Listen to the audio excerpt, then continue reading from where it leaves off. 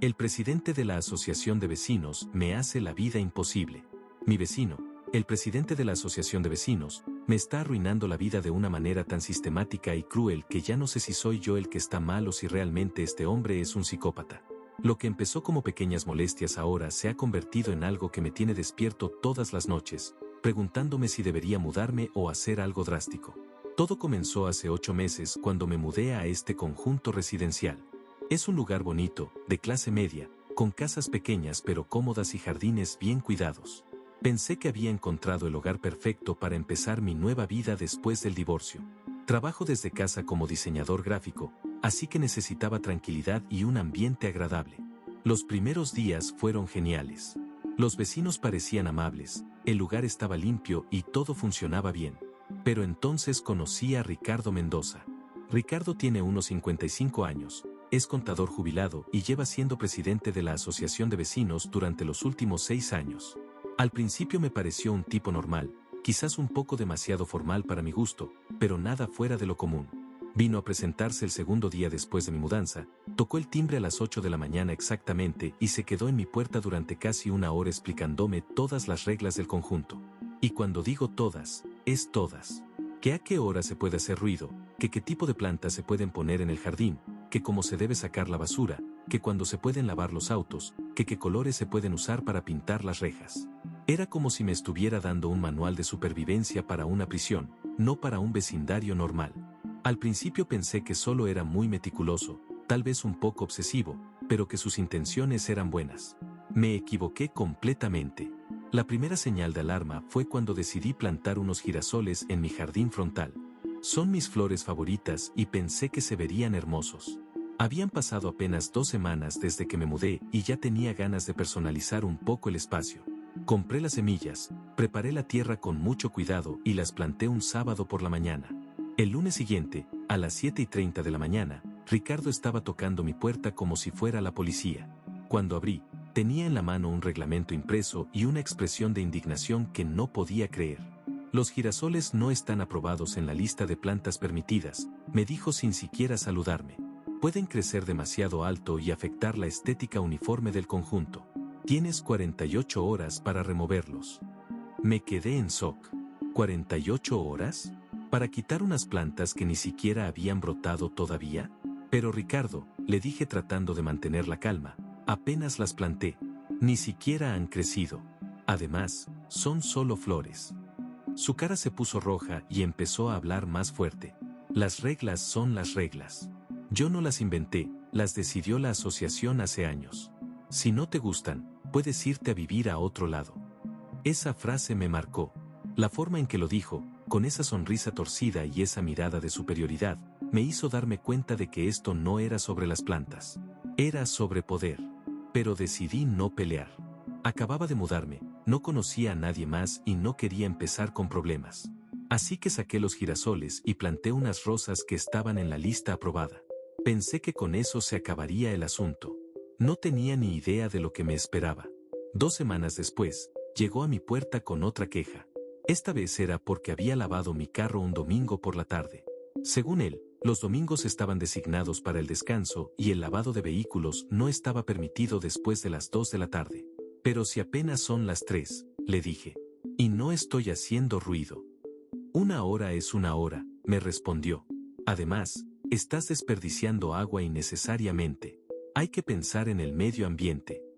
Lo que me molestó no fue la regla en sí, sino que mientras me decía esto, su propio carro estaba goteando agua en la calle. Obviamente lo había lavado esa misma mañana, pero eso no importaba porque él era el presidente.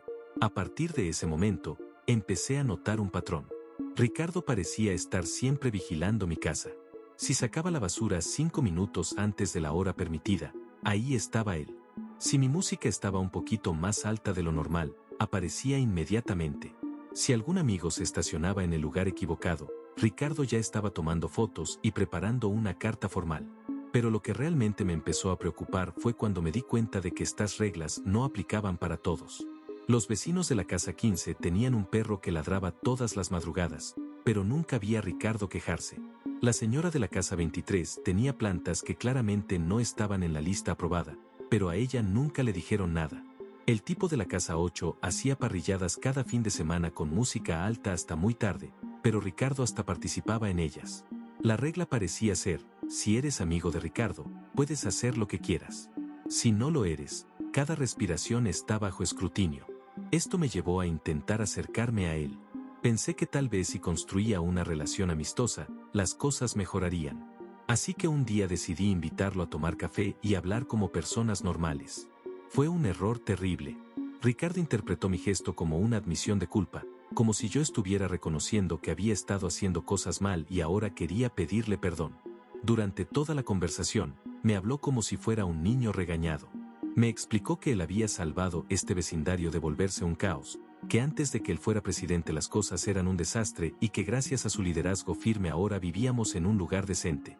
También me contó, con una sonrisa que me dio escalofríos, que él tenía ojos y oídos en todo el conjunto, que los vecinos le reportaban cualquier cosa irregular que vieran, que él llevaba un registro detallado de cada infracción y que había logrado que se fueran más de 10 familias problemáticas en los últimos años. ¿Se fueron?, le pregunté. Bueno, me dijo riéndose, digamos que se dieron cuenta de que este lugar no era para ellos. Esa noche no pude dormir.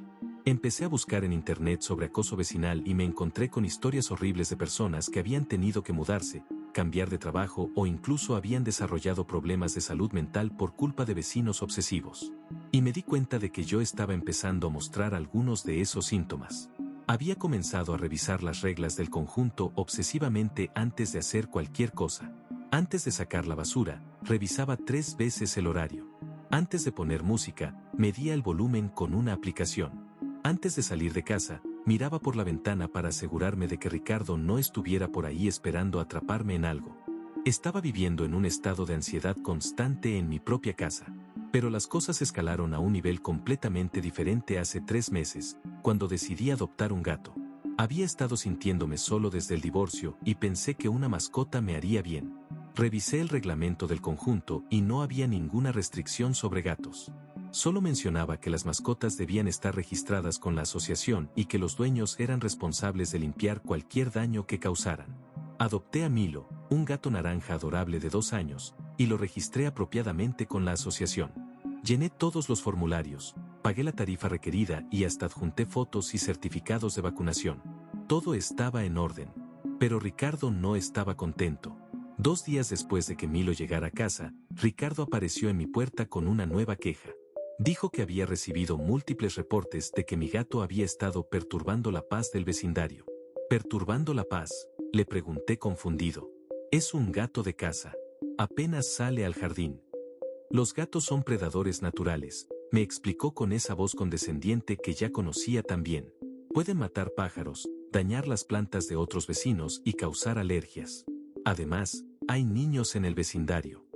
Le expliqué que Milo estaba castrado, vacunado y que nunca había mostrado agresividad hacia nada ni nadie, que se pasaba la mayor parte del tiempo durmiendo en el sofá.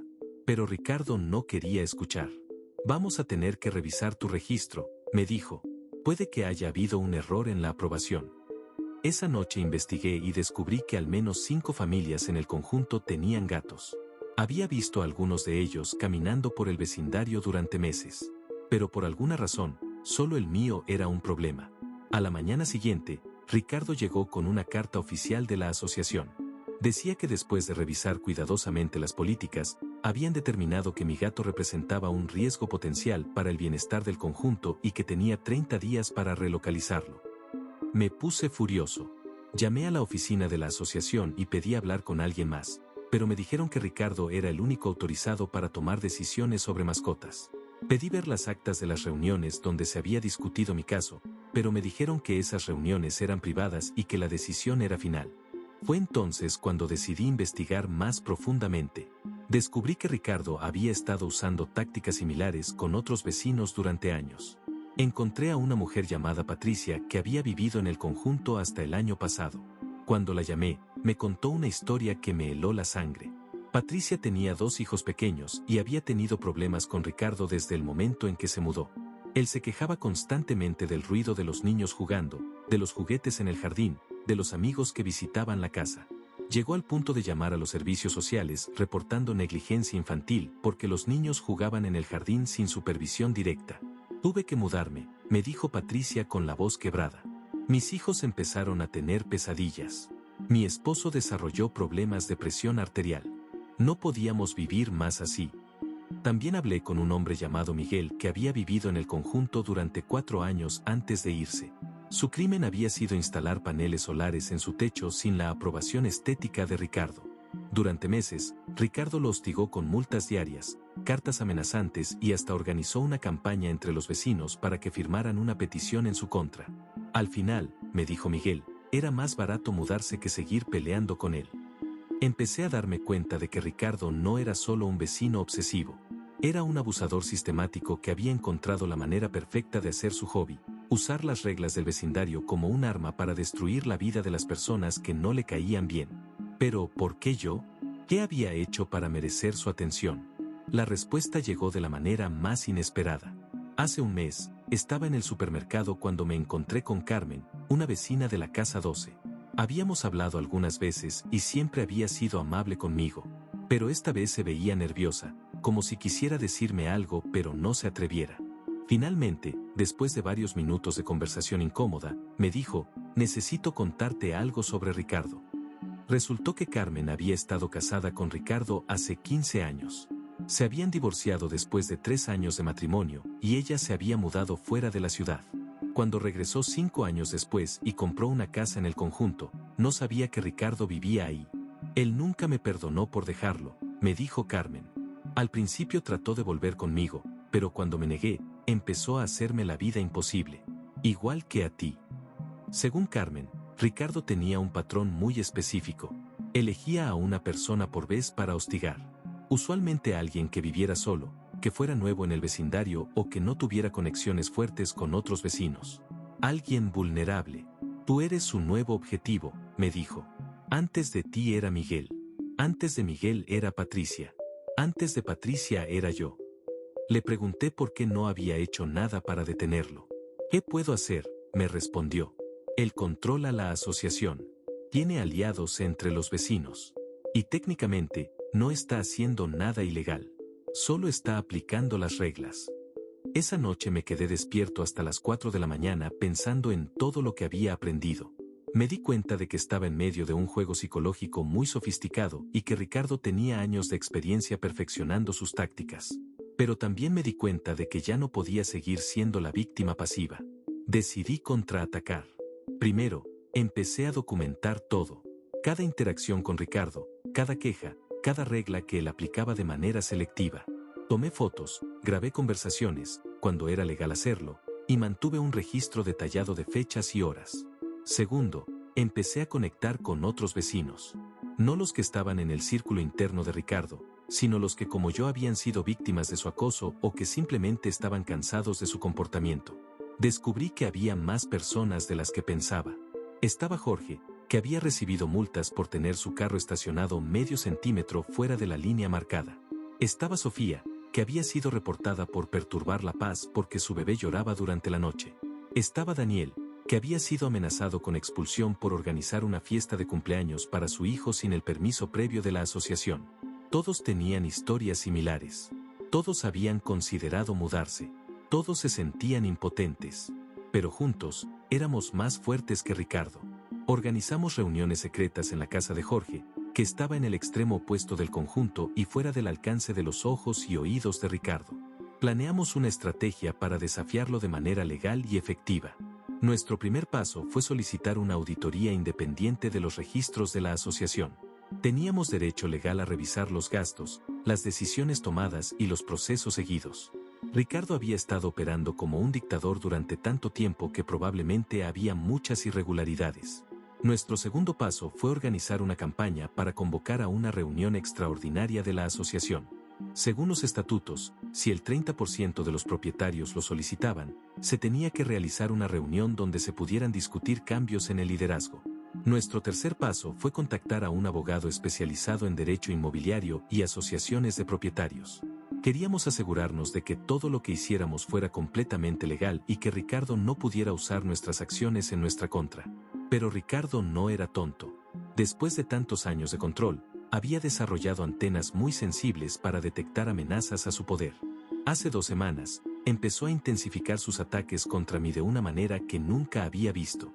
Primero, llegó a mi puerta con una inspección sorpresa de mi casa. Dijo que había recibido reportes de olores extraños provenientes de mi propiedad y que necesitaba verificar que no hubiera violaciones sanitarias. Por supuesto, no había olores extraños. Mi casa estaba limpia. Pero Ricardo entró con una actitud de investigador forense, revisando cada rincón, tomando fotos y haciendo anotaciones en un cuaderno.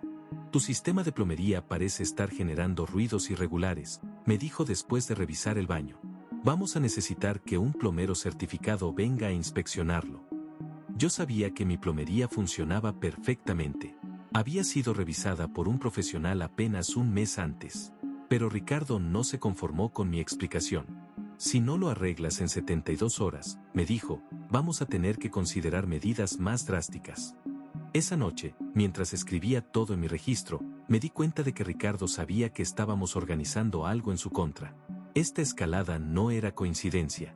Era un mensaje. Pero el mensaje se volvió mucho más claro al día siguiente. Llegué a casa del trabajo y encontré a Milo en el jardín, inmóvil. Al principio pensé que estaba durmiendo, pero cuando me acerqué, vi que estaba muerto.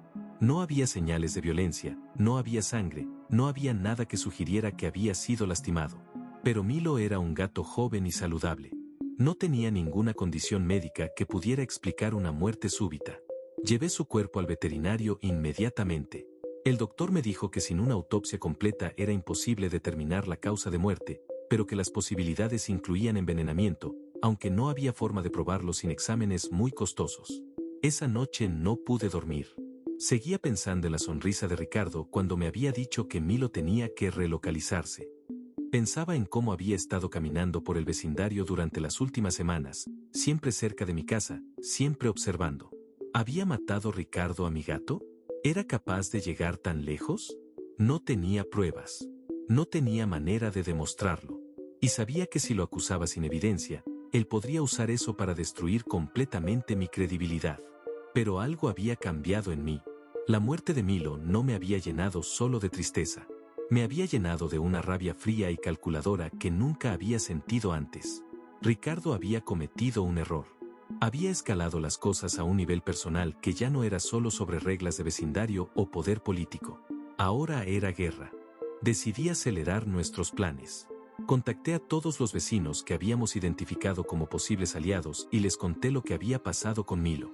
Varios de ellos habían tenido mascotas que habían muerto o desaparecido misteriosamente durante los últimos años. Empezamos a conectar patrones que antes habían parecido coincidencias. Jorge recordó que su perro había muerto repentinamente 2 días después de que Ricardo se quejara del ruido. Sofía mencionó que su gato había desaparecido la semana después de que ella se negara a cortar un árbol que Ricardo decía que estaba fuera de regulación. Todavía no teníamos pruebas concretas, pero los patrones eran demasiado obvios para ser casualidad. Decidimos que era hora de confrontar a Ricardo directamente, pero de una manera que él no pudiera anticipar. Organizamos la reunión extraordinaria de la asociación para el próximo sábado. Habíamos conseguido las firmas necesarias y habíamos enviado las notificaciones requeridas. Ricardo no podía cancelarla o posponerla sin violar los estatutos de la asociación. Pero también sabíamos que él no se rendiría fácilmente. Había pasado 6 años construyendo su pequeño imperio y no lo entregaría sin pelear. Lo que no esperábamos era lo que pasó el miércoles por la noche. Estaba trabajando en mi computadora cuando escuché ruidos extraños en el jardín.